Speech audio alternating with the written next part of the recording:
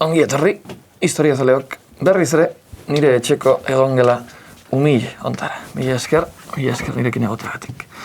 Gaurkoan, kontu handiz egon nahi naiz, ez baitut mina hartu nahi. Gaur, zuekin, Estatu Espainiarraren trantsizioa.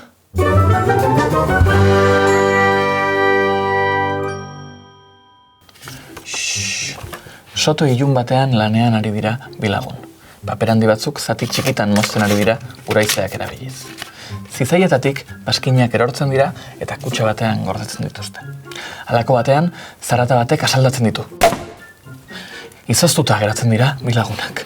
Urratsak entzuten dituzte sotorako atera bidean. Paskinak gordetzen hasi dira, baina ez dakite non gorde, beraienak egin du. Iritsi da unea eta atea zabaltzen da. Lagun bat da, pozaren pozaz, eta kaba botila bat dauka eskuan. Franco, hil da!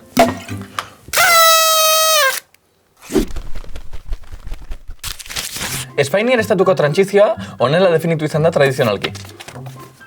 Francisco Franco diktadorea hil eta mendebaldeko herrialdeek Espainia estatu demokratikotzat onartu zuten unera arte igarotako denbora tartea.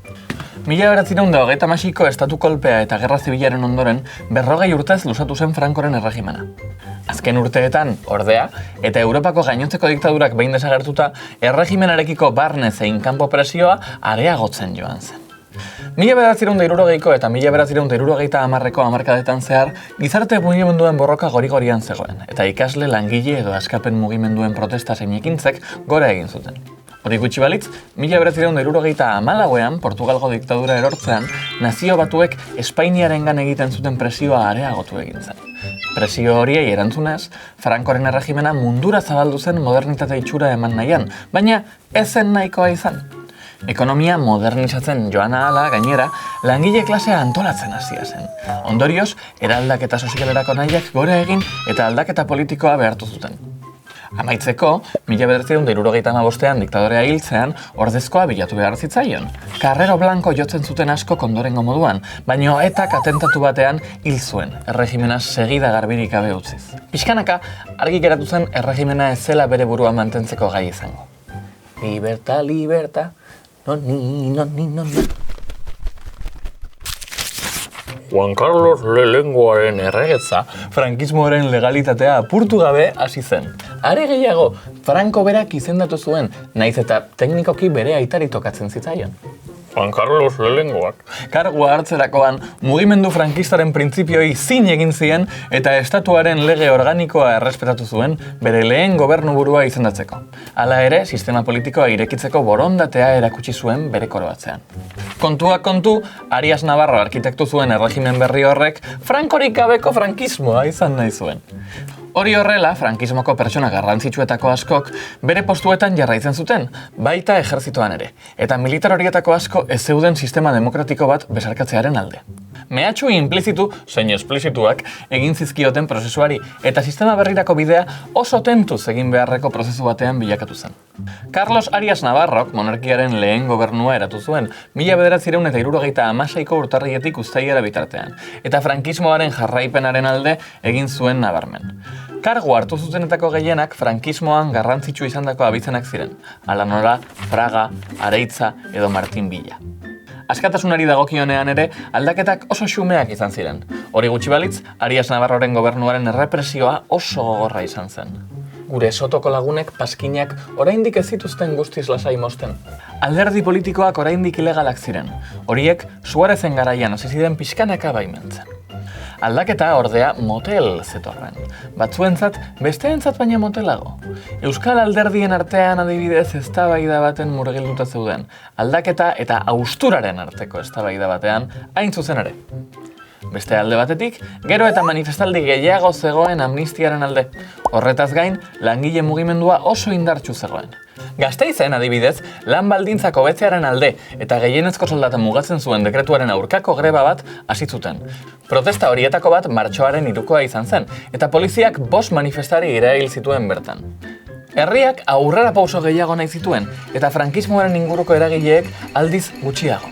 Oreka oso ahula zen, eta estatu kolpe berri baten mamua oso presente zegoen. Oraindik ez. Vale. Baina gero bai, ezta? Vale. Vale, bai, barkatu. Gero arte. Frankismoa hilzorian zegoen, eta barne zein kanpo erasoak jasaten ari zen etengabe. Barnealdean, erregimenaren babesle izan ziren karlismoa eta falangea, bata bestearen gandik aldentzen hasiak ziren. Karlismoak lagun fidel izateari utzi zion, eta aparatu frankistak hori kontroletik galtzeko arriskua ikusi zuen.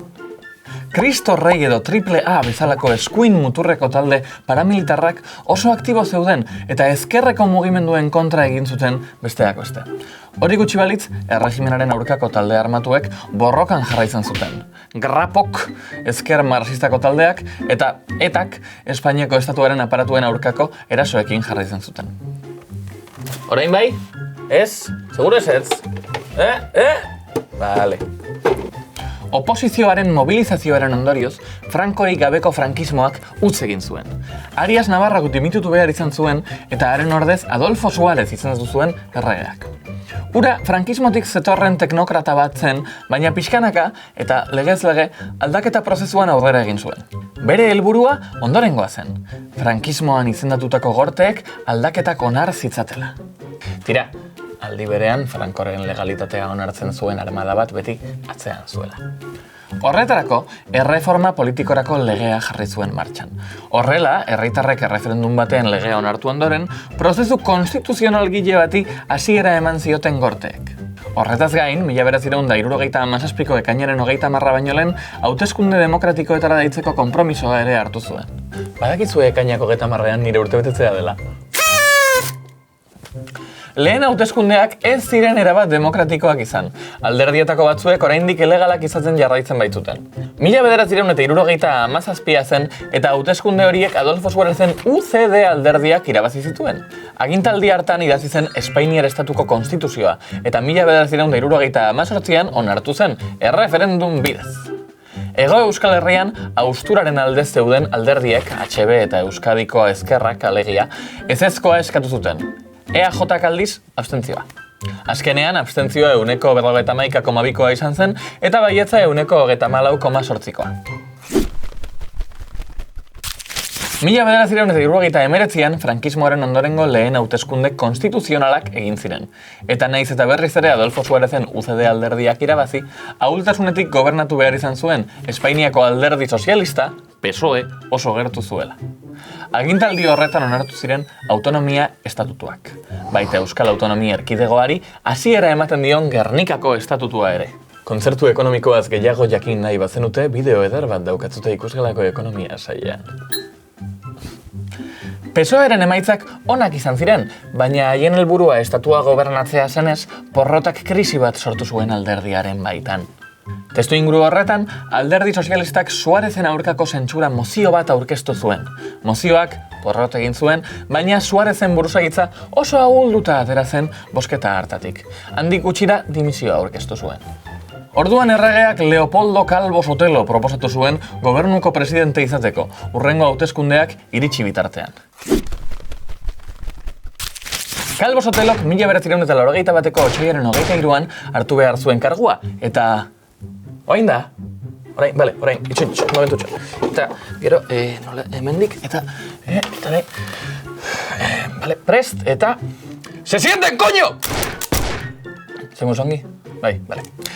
Etak atentatuak egiten jarraitzen zuen, eta militarrek gero eta modu ageriagoan azaltzen zituzten euren desadostasun. Horrela, Calvo Soteloren investiduraren bozketaren bitartean, Milans del Bosch generala Valentzian errebelatu egin zen, eta tankeak kalera atera zituen. Espainiako diputatuen kongresua aldiz Guardia Zibilek hartu zuten, Antonio Tejero teniente koronelak gidatuta. Luze eztabaidatu izan da erregeak gertatutakoan izandako esku hartzearen inguruan. Gertatu zen guztiari buruz, zenbat zekien edo ez ote zekien? Ziur dakiguna da, 23ko gau hartan telebista bidez mezu bat eman zuela militarrei ordena konstituzionala errespetatzeko eskatuz. Eta horrela, estatu kolpeak porrot egin zuela. Eske, kanpetxanua da, tipua, Ez bota tiroik parlamentuan. Kontra esankorra badirudi ere, estatu kolpe saiakera hark aldaketa sendotzen lagundu zuen. Ondoren, 1982an, alderdi sozialistak gehiengo osoz irabazi zituen hauteskundeak. Eta horrela, Juan Carrek Felipe González izendatu zuen gobernuko presidentea izateko. Hortik aurrerakoek beste atal baterako ematen dute, baina aipatu behar dugu hortik etorri zirela Espainia Europar Batasunean edo NATOn sartzea, eta horrek suposatu zuela nazioarteko okeia Espainiar estatuaren sistema demokratikoari. Nazio Batuak, approved! Ezinbestekoak. Kaixo, Daniel naiz, eta hau da nire ezinbestekoa trantsizioan erreferentziazko norbait izateko. Scrabble joko bat! Modako jokoa trantsizioan zehar hautsak arrotzeko. Atera letra batzuk eta hortxe duzu talde armatu parapolizial edo nahi duzunarentzat izen egoki bat. Adibidez, Movimiento por la Autodeterminación e Independencia del Archipiélago Canario, edo Maiak. Exército Guerrileiro do Povo Galego Xeibe, edo EGPGC. Guerrilleros de Cristo Rey, edo GCR, edo Alianza Apostólica Anticomunista, edo Aipatu dugun moduan, batzuen iritziz oraindik trantsizioan jarraitzen dugu, Frankok ezarritako erregetza leinuak gobernuan jarraitzen duelako oraindik. Edozein kasutan, 1980ko hamarkada erdialdean, Europar Batasunean sartzearekin batera, Espainiar gizarteak eta ekonomiak modernizazio bat biziko du. Fase berri hori gaur egunera arte iritsi zaigun zikloa izan dela esan genezake. Eta ondoren zer, betikoa, Sevillako Expoa, kilometroak 82, Giraldillak, Retevisión, Vip Guay, Los Serrano, Gamonal, Ibarretxe Plana, El Procés, Aznar, Zapatero, Rajoy, M de Amores, Apirileko Ferian, Trump, Ana y los 7, eta Apokalipsia! Eta besterik gabe, hor konpon, tajan bonbon. Historia interpretazioetara zabalik dago, dakiguna denborarekin aldatu daiteke. Akademiak aurkikuntzak egin ahala moldatzen doa, akatsak egiten jarraituko dugu.